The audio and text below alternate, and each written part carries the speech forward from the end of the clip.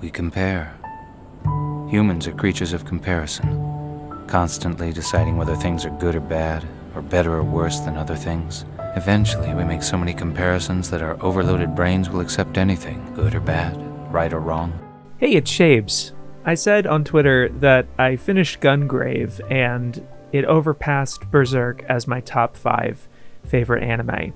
Since then, I've decided that because I enjoyed Berserk so much, that is what enhanced my enjoyment of Gungrave. They share the top 5 spot. I mean, I still love Berserk, and I still love that it's still going. But yeah, Gungrave meant a lot to me. I would just sit down with my breakfast and watch an episode and just be completely immersed and loving it to death and surprised every step of the way with its quality. I don't know. I want to talk about why I think it's similar to Berserk. Obviously talk about its differences as well.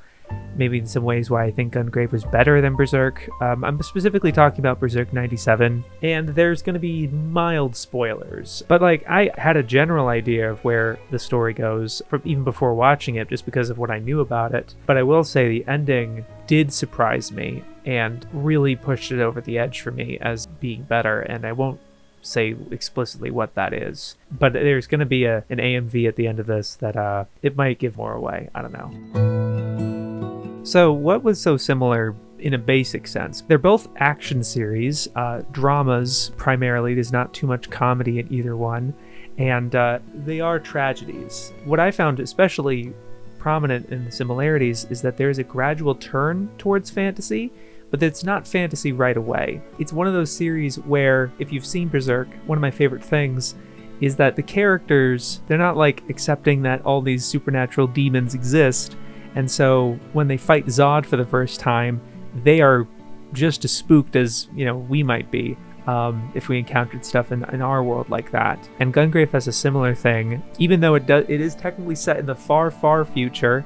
There's a gravestone. It's dated 1966 too, so just to put a 6 in there. It feels like the 1960s or so, or the late 1950s. But then they have these alien horseback horse races, a background shot, and it's okay, but there is a bit of romance to both of them. It's a dash. Both series are very, very character focused. They're not very about the plot necessarily. There's a plot, of course, but you don't really get a full sense of Midgard in Berserk necessarily. You don't get the topography or something. And similar to Gungrave, what really only matters is what matters to the characters. In this case, it's the organization and their character relations with each other. And production-wise, both series I think have incredible music. Gungrave is composed by Tsuneo Imahori. He's done a lot of incredible work. But then you have Susumu Hirasawa, legend, of course. The Gungrave ED is definitely one of my favorite EDs of all time, and is what the AMV is going to be set to.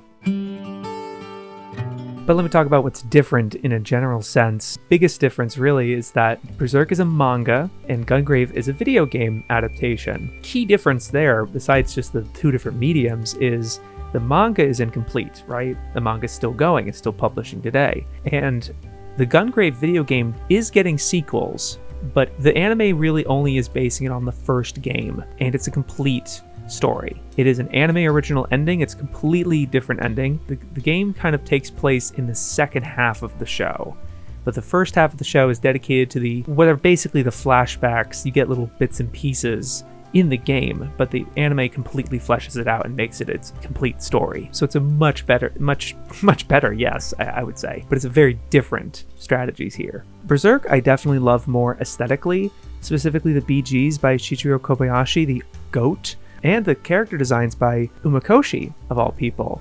You would expect him on Ojumaji Doremi, but here he is on Berserk, and it's incredible. And it's just such a great show to watch and to look at, to listen to. I watched both of them dubbed, and I love them. But Gungrave, I would say it's more leaning towards Planetes and Gits in terms of its, digipaint quality. But the real difference maker here is in its direction. And the whole series is directed by Toshiyuki Suru, who I was non-stop praising in my Naruto video. This is the only series he series directs. Oh my god. Tetsuo Araki is on this. This was in 2003, so this is early, before he directs Death Note, before he directs Attack on Titan, before he becomes this really big name anime director. It really feels like he's cutting his teeth on this show, and a lot of the drama and his style feels like is getting crafted here in the show. So I think it's directed immaculately. I love the dialogue. Again, I love the music, and I love the direction most of all, really. It's stunning. So the real thing I wanted to talk about here is the in media res opening that both of these shows do. Berserk 97 and Gungrave Episode 1, they throw you right in the middle of the story. A lot of people would say that you skip the first episode because you always start stories chronologically or something. I don't know why. Start from episode 1. Like, what's the problem? They set the audience's expectations. That's the main thing. And they're setting them in two different ways. It's letting you know that this is going to be a supernatural show, because it's important for the audience to be aware of that before the characters are, so that when those things happen, it doesn't feel like whiplash. It doesn't feel like this show, suddenly turned into a schlocky fantasy or something. In Gungrave's case, you were enjoying this serious, realistic, grounded mafia story, but it has these zombies in it, and it's like, what? Why does it have the zombies? Why'd you have to put that in? And I can understand people being turned off or disappointed that it becomes very schlocky. It becomes very action heavy and almost like Ninja Scroll, I felt, in the latter half. But I think it still works, and all the character stuff is still there. And it's not taking away from any of that, really. I think it's setting the stakes up in an interesting way and just being multifaceted. It's okay for an anime to be both a comedy and a drama and a sci-fi and, a romance and do all sorts of things. I love when anime can be multi-purpose. Some of the best anime are those, in my opinion. The other expectation that it sets, really, is who the bad guy is. Like, one of my favorite things about Berserk that really enamored me to it was, how the hell can this be the bad guy?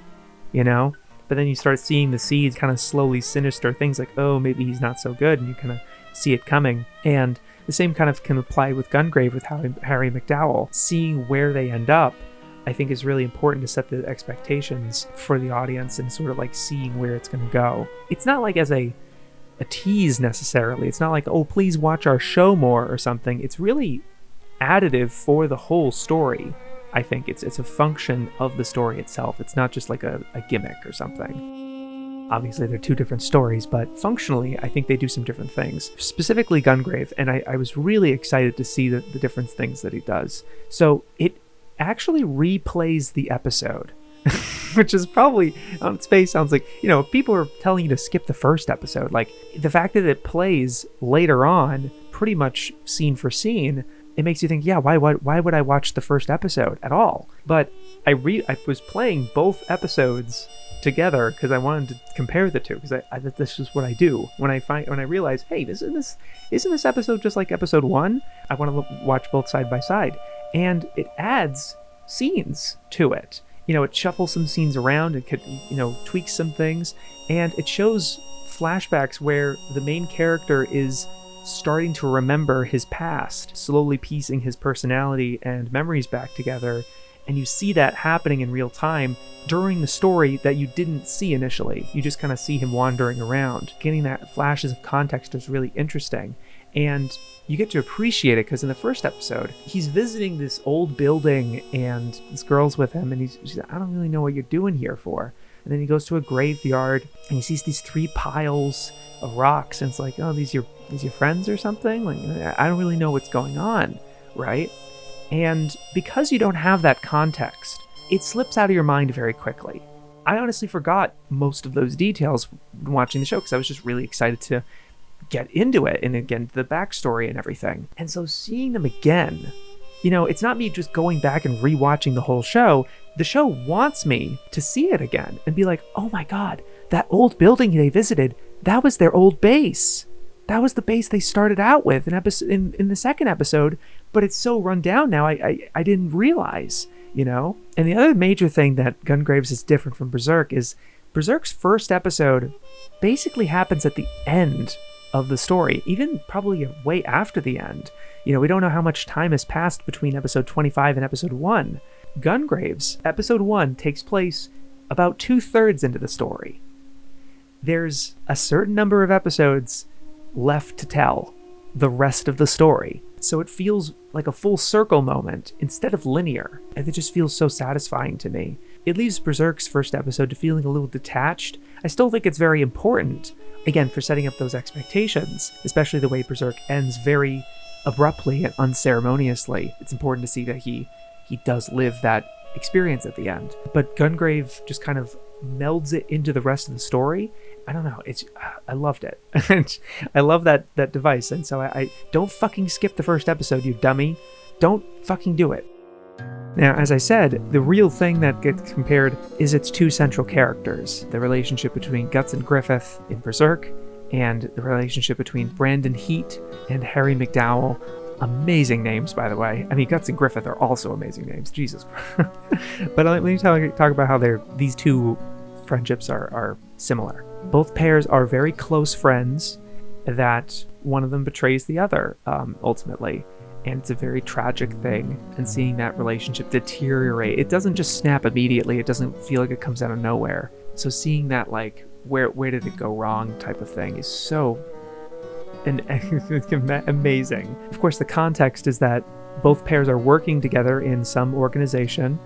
For Guts and Griffith, it's the Band of the Hawk in this army platoon, rising up the ranks to potentially gaining an empire and getting some power. And Brandon and Harry, they both joined this organization called Millennium. The organization is often what they call it. They both rise from complete newbies, interns, running very basic errands.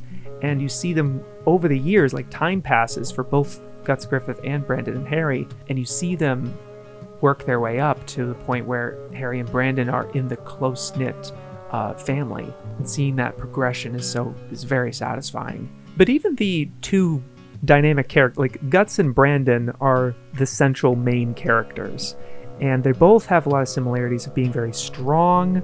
They're quiet and very thoughtful, internally, introspective, and it's always interesting hearing their thoughts, even though they're not much of a talker. They're more of the strong man. Very stoic characters, brooding and serious and everything, but emotional and soft on the inside. And of course, very themed around Black, the darker character, even though they're the nice one. Those two are betrayed by the antagonists, Griffith and Harry, who, so similar, incredibly charismatic, white themes, to contrast Guts and Brandon. But obviously it's kind of ironic, right, of the the purity of white, but they're kind of the evil, like very cunning. They're not like outright full evil until they betray the other person, and then they're just like, oh, they're scum. Power seeking is the main thing, really. Harry and Griffith have intense ambition driving the course of the story to where it goes. Yeah, and such enigmatic presences. I love the two of them. Of course, they are not the same characters, neither Brandon and Guts or Harry and Griffith, of course. For one thing, Brandon and Harry are not rivals. I would consider Guts and Griffith to be rivals based on the way that they have a mutuality for each other, and obviously they have duels. They fight, therefore they are rivals. Not necessarily. I just get that rivalry sense from both of them. But Brandon and Harry, they are not trying to one-up each other. They know each other since the beginning of the story. When we first meet them as young adults, they are already friends, and they've been friends since they were young children. And that's very different from Guts and Griffith, where we see them meet each other for the first time as young adults, and they have obviously a much more fierce relationship, a more tense one. But I really like that Brandon and Harry are just genuine friends. Like, they really have each other's back, and they have their own individual paths within the organization. Like, when they join, they're not in the same group. They're not together, actually. They don't see each other for months, and they're kind of going on their own way. And they have their own ins, they have their own talents and advantages and disadvantages. Harry obviously wants to shoot all the way to the top, and he keeps saying it, I'm just gonna get all the way to the top. And Brandon actually is completely content. He just forms a relationship with Big Daddy, the main boss of Millennium, because he has a relationship with this woman that Big Daddy is taking care of. But, Big Daddy and him actually form a father-son type of relationship with each other, because of that connection. But then the individual characters, I know many people have probably seen Berserk and not Gungrave, but I really want to talk about the differences with Brandon and Harry in comparison to Guts and Griffith. So Brandon, incredibly quiet. Like you would think he's mute. It's really interesting to watch how he interacts with other characters. He commits to that, like, he just doesn't talk. He's just not a talker. He can talk, but he communicates very non-verbally or just listens a lot. You see different characters react in different ways to that. Harry's okay with it because he's just a chatterbox and he can just talk his ear off, and Brandon just smiles along with it. It's just so nice. It's Keto. But then one of his coworkers, Brandon's coworker, is like, "Man, you don't talk a lot, do you?" And he's annoyed by it. I just love seeing that commitment to it, even though he does have plenty of thoughts. He's the narrator. And one of my favorite aspects of Gungrave was really serene next episode preview, which is just Brandon talking in general and just talking like introspectively. What have I attained in the past 3 years? Is it hope? Or is it regret? We run and keep on running without ever stopping. I love that aspect. I love how that closes every episode. Something with Brandon that's different from Guts is we actually get to see this transition to lethal violence. You know, Brandon uses violence sometimes, and he was a good fighter, and he had the instincts and all that, but he never killed anybody, and he never used a gun. And he actually avoids using a gun for a long time. Breaking that barrier was really interesting, whereas Guts kind of had that barrier to begin with. He just kind of got forced into it. And the last thing I'll say about Brandon, again, that ending to Gungrave, once he's betrayed, his actions that he takes, you think it's going one way, and it goes in a way I love so much. And it was so perfect for his character and what they were talking about him and what he embodied the entire time. It was perfect. It's so good. I don't want to spoil, I'm sorry. So Harry, he's not as talented physically as Griffith. Like he's very charismatic and wise with his words, but you know, Griffith, it's crazy. He walks the walk and talks the talk. Like he's just a skilled fighter on top of being this like cunning, charismatic leader and presence. But Harry, he never shows that as much like physical ability as Brandon. And I found that really interesting as a point of contrast. And it's not about which one is better. The thing with Harry, you know, he's not in charge of the organization. You know, it's not like a relationship with Guts and Griffith where Griffith kind of indentures Guts for a while. Like he's like, you're forced to be in my guild, and if you want to leave, you have to beat me. Harry's not like that, because Harry is not in that position. You know, they're both in the organization kind of as equals, and they grow in different ways. But you see, just like Griffith, why he yearns for that power, but I feel like the reason why he searches for power and freedom, Harry, is so different. At its core, it was fear. I won't spoil what happens, but like, he's like, I don't want to end up dead in the street. I want to make sure I want to live. It's really interesting to see that. And it's not something you see with Griffith, because Griffith's sort of seemingly very perfect. Griffith seems like this untouchable porcelain kind of figure almost. And Harry, he's a shark. You can tell. He's just like, yeah, you're going for my job. I don't know, he feels very human in that way. I think it's especially powerful that you really get to see what happens once he gets that power. Unlike Griffith, you know, you do see it in the manga eventually, you know, to some extent. Harry, you know, actually gets what he wants, and you see how that affects him. How he acts in the last few episodes is so powerful and got me to cry. I don't know, I don't want to spoil the real message here, but he kind of realized something until it was too late. Harry builds his own allies after he does the betrayal and still follow him. You know, with Griffith, he really sacrifices literally everybody. And he has his new posse, he has little God Hand pals, his little groupies. But it's a different dynamic, right? With Harry, he gets friends, you know, in his own journey that are with him. And then once the betrayal happens, he's just betraying one person. And so he creates his own kind of Elite Four almost that Brandon then has to defeat, and that's kind of what the second half of the show is. But that's what I wanted to segue into the last thing about Gungrave that I do think solidly trumps Berserk, at least Berserk 97. It really is just Guts, Griffith, and Casca. Like, don't get me wrong, I love Judo. Judo's my boy. Corcus and Ricker and the rest of the band. Zod's a cool character, but those three mains shoot up far above the rest of the cast, right? I thought the cast of Gungrave is so better rounded and have so many different characterizations and roles to play in the story and have their own arcs. I just feel that overall it's so much stronger. Really, what sealed it for me, I'm not going to spoil the ending, but the ending credit sequence, they spend it on this cast and they cut to each character just staring at the camera. Harry. Big guy. Brandon. Harry. Yo, Brandon! It just shows that who they were loyal to and who they really thought of, that they look up to, or that mean a lot to them.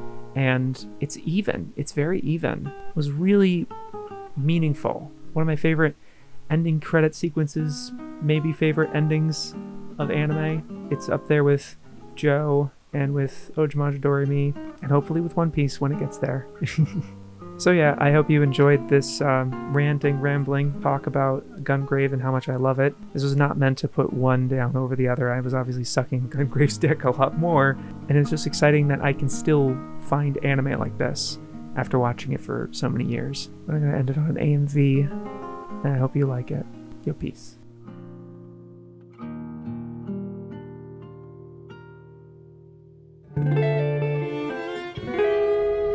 At least it is true that man has no control, even over his own will. Were we wrong? Did we make the wrong decision after all?